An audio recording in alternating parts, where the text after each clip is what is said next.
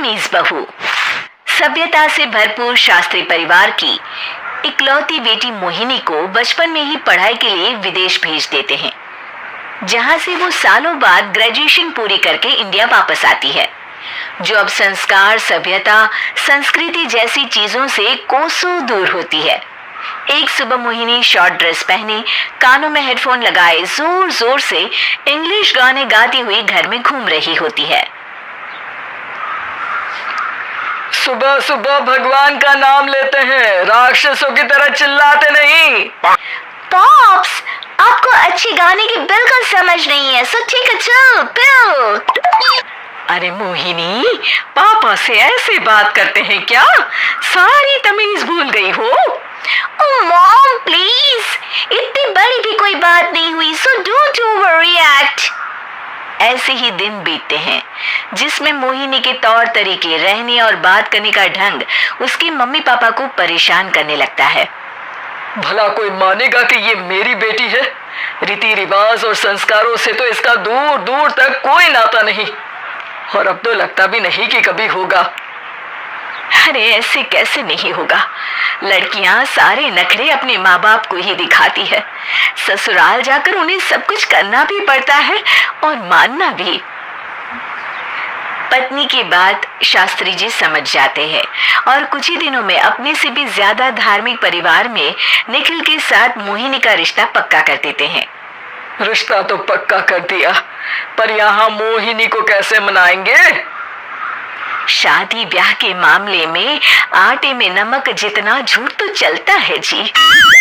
इसी तरह एक के बाद एक तिकड़म लगाते हुए दोनों मिलकर मोहिनी को शादी के लिए तैयार कर लेते हैं और मोहिनी निखिल की शादी हो जाती है, जिसके अगले दिन से ही मोहिनी दोबारा अपने पूरे अवतार में शॉर्ट ड्रेस पहनकर घर में घूमने लगती है। बहू को ऐसे देख सास की आंखें फटी की फटी रह जाती हैं। अरे ये क्या बेशर्मी है, हमारे घर की लड़कियां जींस तक नहीं पहनती और तुम बहू होकर इतने छोटे कपड़े पहनकर पूरे घर में घूम रही हो। सीरियसली मॉम, प्लीज आप अपनी इस 80 के दशक वाली सोच में मुझे इंक्लूड मत करो। हाय तौबा, एक तो बेशर्मी दिखाती है, ऊपर से सास के साथ जुबान भी लड़ाती है। अरे जल्दी कपड़े बदल कर आ, घर की पहली आरती तुम्हें ही करनी है। इतनी देर में निखिल भी वहां आ जाता है। माँ पापा आने वाले हैं, पूजा का सारा सामान तैयार है ना? ये पूजा हमेशा मेरे बॉयफ्रेंड्स के पीछे पड़ी रहती थी और अब हस्बैंड के पीछे भी आ गई। मोहिनी की बातें सुन सास तो अपना सिर पकड़ लेती है, लेकिन निखिल किसी न किसी तरह उसे पूजा के लिए कन्विंस करके कपड़े चेंज करने के लिए भेज देता है, जिस पर पूजा खत्म होने के बाद वो एक बार फिर अपनी शॉर्ट ड्रेस में आ जाती है। बहू, ये क्या तरीका है?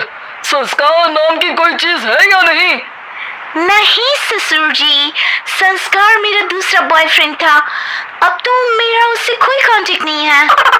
मोहिनी का जवाब सुन के ससुर तो भगवान नाम जपते वहां से चले जाते हैं, लेकिन सास बहू के बीच कहा सुनी फिर शुरू हो जाती है, जिसे इग्नोर करते हुए मोहिनी घर से बाहर चली जाती है और देर रात घर वापस आती है। मोहिनी, मैं जानता हूँ कि तुम विदेश में रही हो और तुम्हें वहीं की आदत है, पर यहाँ चीजें कुछ अलग है। अगर तुम उस हिसाब से कुछ एडजस्ट कर लो तो सबके लिए सही हो जाएगा। I am not in a lecture mood. Good night. अगली सुबह मोहिनी देर से उठकर एक बार फिर उसी तरह सबके सामने आती है, जिस पर उसकी सास कुछ बोले उससे पहले ही मोहिनी की दोस्त मोनिका और रचिल वहां आ जाती हैं। Oh hi darling, how are you? OMG, we missed you so much. I missed you too darling. Ram Ram, इन्होंने तो तुमसे भी छोटे कपड़े पहने हैं। अरे तुम लोगों के अंदर कोई शर्म लिहाज बाकी भी है या सब बेच खाई? मोहिनी, तुम्हारी मेड कुछ ज्यादा नहीं बोलती? इस पर मोहिनी की दोस्त उसकी सास का मजाक बनाने लगती है, जिसे सुन निखिल उन्हें जवाब देते हुए कड़वे शब्द सुना देता है और वो सुन के वो दोनों तो मुंह बनाए वहां से चली जाती है, लेकिन गुस्से से लाल मोहिनी वहीं खड़ी निखिल को घूरती रहती है। घूर क्या रही हो? तुमसे शादी की ये सोचकर कि विदेश में पढ़ी लिखी हो, घर में कोई पॉजिटिव चेंज लाओगी, अपनी करियर के लिए एम्बिशियस होगी, पर अपने इस बिहेवियर से उस पढ़ाई के साथ साथ अपने मम्मी पापा के नाम को भी डुबो रही हो। अगर तुम्हें ऐसे ही हाल रखने हैं तो यहाँ रहने की कोई जरूरत नहीं है। निखिल की बातें सुनकर मोहिनी रोते हुए घर छोड़कर अपनी मम्मी पापा के पास वापस आ जाती है। ससुराल में सब कुछ ठीक तो है? वो अपने आप को समझते क्या है? मोहिनी पर चिल्ला रहे? मैं क्यों उसके इशारों पर चलूं? मैं अपनी लाइफ अपने तरीके से जीना चाहती हूँ और वो ना आप लोगों को मंजूर था और ना ही उन्हें है। तुम यहाँ नहीं रह सकती। अपने पापा की बात सुन के मोहिनी हैरान रह जाती है।